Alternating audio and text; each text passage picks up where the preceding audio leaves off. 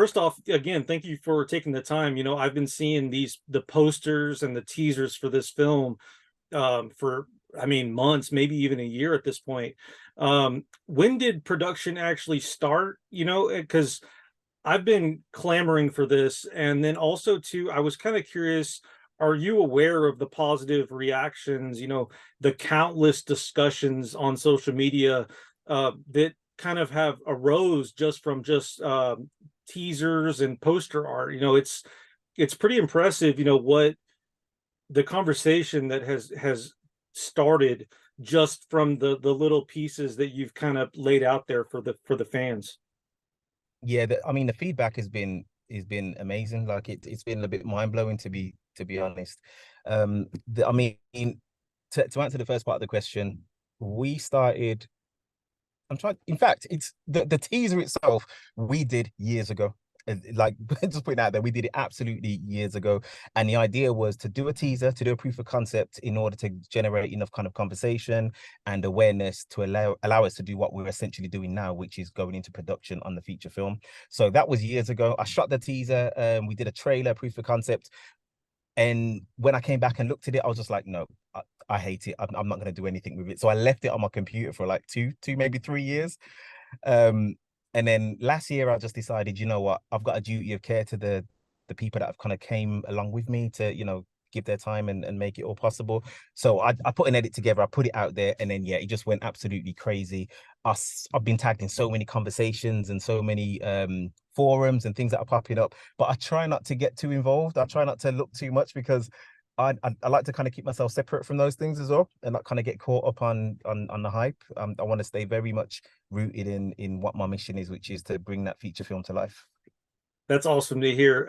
Yeah, oddly enough, I was at a barbecue recently, a family event, and one of my cousins who's not really big into film, he brought this up to me, and I was like, little do you know, because he's like, have you heard anything about it? When's it coming? And I was like, yeah, I have all of that information. So Wow. he was stoked, his wife was stoked. So it's interesting, the the zeitgeist, or this world that you've built, just out of, getting back into it.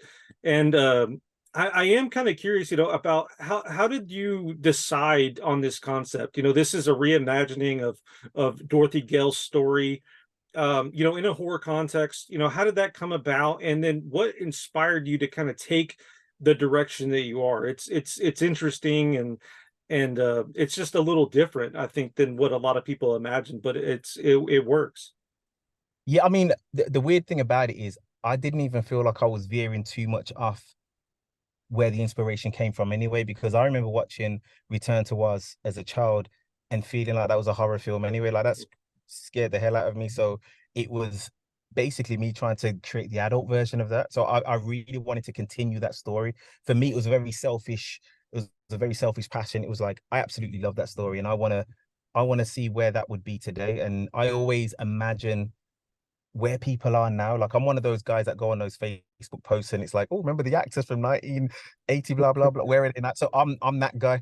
So I was curious about where would Dorothy be now, like after a lifetime of trauma, a lifetime of being exposed to so many life altering things where, she's being told that she's got things wrong with her essentially, and what she's seen and believes to be real is not real. So what would that look like as an older person now? And that was probably the genesis. That was the seed for the story, and then it just went down this rabbit hole of, it's going to be passed down to a living family member where she's going to be going through the same thing, wondering, is this a hereditary mental issue, or is this place ours? Is it actually real? Is there more to it than what meets the eye? Yeah, it's interesting you mentioned Return to Oz, just because it does seem like a natural progression to this story, which I didn't really imagine anyone being able to do that so carefully in the way that you did. So it's pretty cool to hear that from you, the guy that kind of put it all together. Um, how did you approach, developing Dorothy's character to kind of fit within that narrative? I know that we have the Return to Oz connection, but um, it's not. I mean, while that is a horror film, you have to kind of stay true to her essence, and I think you did a good job. How did you kind of balance that? No, I appreciate that. So for me, it was about watching Return to Oz again, and just remembering how I felt, and looking at the journey with a different pair of eyes. And it was a case of Dorothy in that film went on this fantastical journey, and made it out alive, and overcame the Gnome King and all this stuff. But essentially, this was a place of dread. This was a place where, on the outside looking in, you barely made it out alive. Yeah. And there's a blurred line between that world and her own world. So I was thinking about the development of the character in the sense of, if she's made it out barely alive, and imagining that she's gone back and forth over time and had similar hideous encounters with these strange creatures in this mystical land, as a parent or as a grandparent or just somebody that loves your offspring, you would want them to stay away from this place. You know what it's like we talk that way to our kids, in a sense of like, listen, I've gone through it, so you don't have to go through it.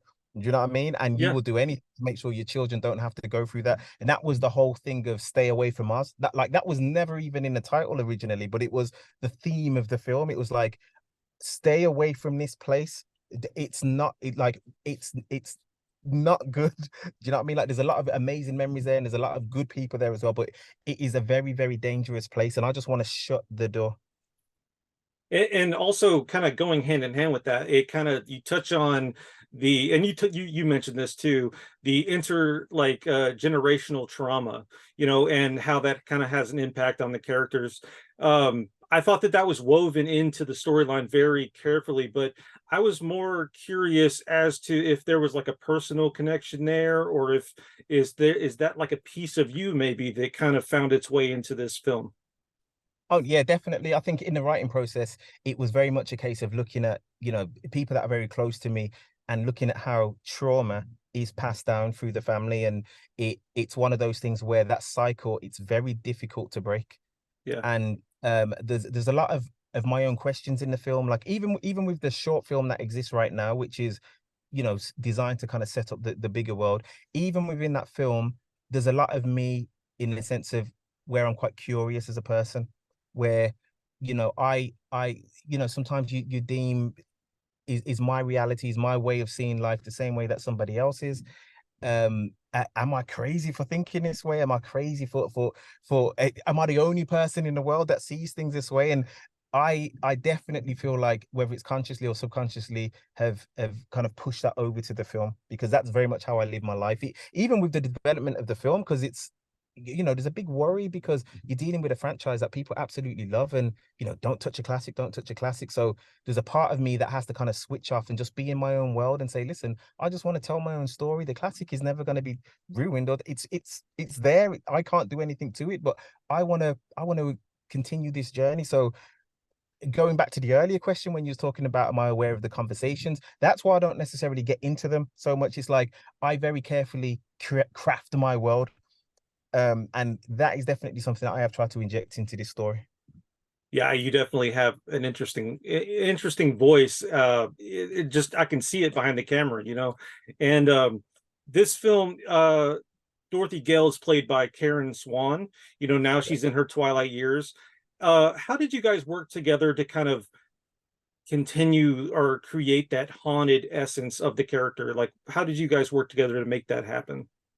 Yeah, that was fun. That was because, like, Karen is that it's crazy when you meet Karen. She's so bubbly and so full of life, and about 100 years younger than she actually looks in the film. Um, and it's just an absolute joy, because she's so good to work with, and she'll bring elements to the character that I didn't even necessarily consider in the first place. But we did decide on, we want Dorothy to feel very broken. We want Dorothy to, when we find her in the film at the moment, she's in a state where she doesn't speak unless she's ranting. And I wanted it to, I mean, the kind of story behind that is the fact of, she's doing that out of choice. Do you know what I mean? Like, there's nothing medically wrong with her to the point where she's not speaking.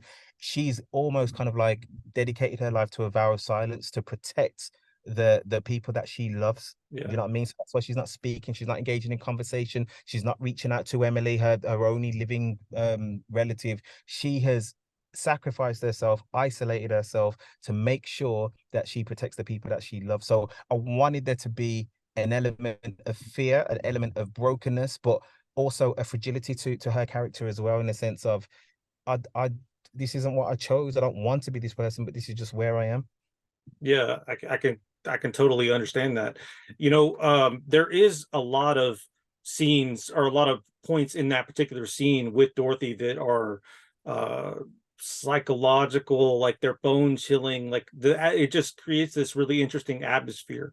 And I guess I know we talked about Return to Oz, but are there any other films or stories or anything else that maybe you drew inspiration from? Because there's a lot more than just Return to Oz here. And I know that you have your voice in there too, but I'm kind of curious as to, did you go back and watch anything else or pull from anything else to kind of get what we got? I didn't do anything deliberately, but I'm definitely pulling from the type of films that I would have watched as a youngster, especially in the 80s. Like I was big on fantasy films and things that were quite dark. Do you know what I mean? So Yeah. I used to love things like The Never-Ending Story, Dark Crystal, those kind of things. And even that kind of dictated some of the way that I wanted to speak through the camera as well. So I was quite specific with how I wanted the film to work. So as much as we would put effort into the story, I would put that same kind of effort into the camera moves of saying, listen, I want it to be here, and then we're gonna get to this point at this stage of the conversation, and then we're gonna switch it around to here. And I want this bit delivered into a mirror, and that because it says something to me that is reminiscent of previous Oz films, even though it's not obvious to anyone and nobody will understand maybe why she's delivered that line in the mirror. Like, how long have you been trapped here? Like, it means something to me and it makes me feel a particular type of way. So a lot of it was done through very pure reactions to what speaks to me through the language of film, but definitely a draw from a lot of early 80s fantasy and darker films. Yeah, I could totally see that. With the public, I guess the short becoming public very soon, is there anything that maybe you would have changed or you wished was different? Um, I get about the release, I guess. Yeah, so it's currently out right now on Okay. chilling. It was yeah, so it's so people can check it out right now. But looking back, at first, I think every filmmaker would feel the same way. At first, it was just like, I want to do everything different. I want to insert so much. I want to do so much more.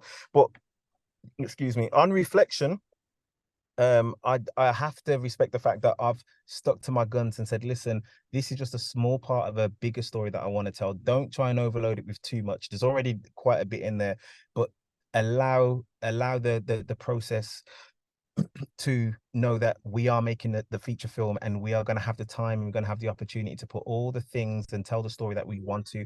This film is very specifically designed in a way that it is, which is to set up the vibe, the environment, the tone of where we want to take the story for the larger story that we're going to tell through the feature film. So that's all it really is supposed to do. So looking back, yeah, there's a million and one things that I could have done differently, but I'm happy with the overall feel, because that's all I wanted it to do. I just wanted people to watch it and feel where I'm planning to take this story, and just be like, okay, it's in this type of world. Excellent. Yeah. Let's talk about, the feature film. So like this is out, it's publicly, getting positive feedback. How do you transit? Are you already in production in the feature film now? So we're in pre-production in the well, we're about to start pre-production, I should say. So we've had it's crazy as well, because we've not even done the full public announcement. So Yeah. maybe you're getting this first. I don't know. But we are in the process now of bringing the feature film to light through pre-production. So we are looking into putting everything in place to make sure that we can tell the best version of the story possible. Yeah, I was curious because I was like, I wonder if he's releasing this in chapters or how are you? No. Yeah. So no, the short film is very much standalone. It's by itself. And it's designed to do that very specific thing of saying, hey, listen, here's an introduction to what we're doing with the feature. This is coming soon. And also because we're working outside of the traditional Hollywood framework, which means we have to be a bit creative in the way that we garner attention. Do you know what I mean? So it's attention and audiences help to do the bigger picture. That's the whole reason why I did the concept trailer in the first place, Mhm. because if we can get enough people showing a demand for it, it allows us to have the interest of and work with other partners that will bring the bigger projects to light. And it's exactly what's happened with the concept, with the trailer, the teaser, and it's the same thing that's happened with the short now. And then we're moving ahead to the feature film. So yeah, we have to jump through some hoops when we're working in the independent life, but we get in there. We get in there. And can you talk a little bit about your relationship with Chilling? Like how did that come about? Are they going to be involved in the feature film, or what's the, I guess, the goal here, the big goal? 100%. Yeah. So with Chilling are going to be the producers and partners and as close to me as possible. I hope, because working with those guys has been an absolute dream, and they've just allowed me the not even just the space but the confidence to say go ahead, like tell the story. And the way that it came about working with Chilling was originally when I did the first proof of concept and I put it out there and it went viral. It's like 3.5 million views on this platform within a few days, and it went all around the world. After a while, I was getting contacted by production companies in regard to saying, dude, is this a feature? Can we buy it? Can we blah blah blah? And I was like, no, it's I explained what it was for. And then people started to make me offers and just saying, listen, well, I want to finance you to make the thing as long as we can be a partner. So this was happening a lot with a lot of different companies.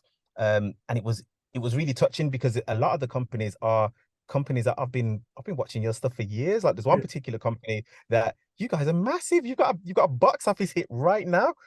But it was a conversations that I had with Chilling that just resonated with me in the sense of it felt like they were coming from a genuine place, the same kind of place that I was coming from in regard to the story, as opposed to a generic, hey, listen, let's just do whatever will bring in the numbers. Do whatever will bring in the fastest cash grab. I didn't want to make that type of film. Chilling were very much about, listen, we want to honor the kind of universe that you want to work within. They were a platform that were transitioning from stories. So they had like the number one horror story app in the world, and they're transitioning into film. So it was a great opportunity to do a short version of the bigger film and then have a journey. So when we do get to the feature film, we've developed this relationship and we've kind of worked some things out. And for me, it was a perfect time to have it like that kind of playground, which is almost unheard of, instead of just jumping straight into a feature and being like, oh, do you know what? Maybe the story would have been stronger if we went this way. That short film that I've done has been an absolute blessing in the sense of really fleshing out which direction I want to go and getting feedback from people as well. And yeah, Chilling has just allowed me to really kind of nurture that. So yeah, I'm very, very grateful that I'm working with those guys. That's awesome. Yeah, I'm really happy to hear that because everything I've heard has been very positive as well. So it's nice to hear it from someone that's working with them. But before we wrap up, is I just kind of want to give you the floor. Is there anything additional that you'd like to mention about the short film, the feature film, anything at all? How can people follow you? How can what's next, and anything at all? Yeah, 100%. I mean, follow me. I am on Instagram at Daniel Alexander Films. In regard to the film, what I suppose people don't know is when we get to the feature film, we're going to be relying heavily on the original source material from the books. So we're going to be bringing some characters to life, some very creepy characters to life that have not been seen on screen before. And we are trying to be, while being faithful to the books as well. I am telling a new story. It is taking things into today. But again, yeah, we are bringing things to light that have not necessarily been seen on screen before, and I'm very, very excited to see some of those characters come to life for the first time. Yeah, me too, man. That's awesome. Daniel, here at CineDump, we let the doers know how they're doing, and you are doing just fine. Thank you so much for your time. I can't wait to see what you have next, even beyond Oz. I'm excited for the next step, man. So thank you so much, and I Thank you. really truly look forward to it, man. I really appreciate it. Thank you for the chat. It's been cool. And I Yeah. love your setup as well in the background. Absolutely amazing. I love that. Trying to pick out titles, but yeah, it's cool. Yeah, it's all VHS. We're actually filming a documentary in here, kind Oh, of about wow. collecting and things. So yeah, we're making it happen, man. But this Love was that. truly a blessing. I love your story. Thank you so much. Thank you. You take care. You too.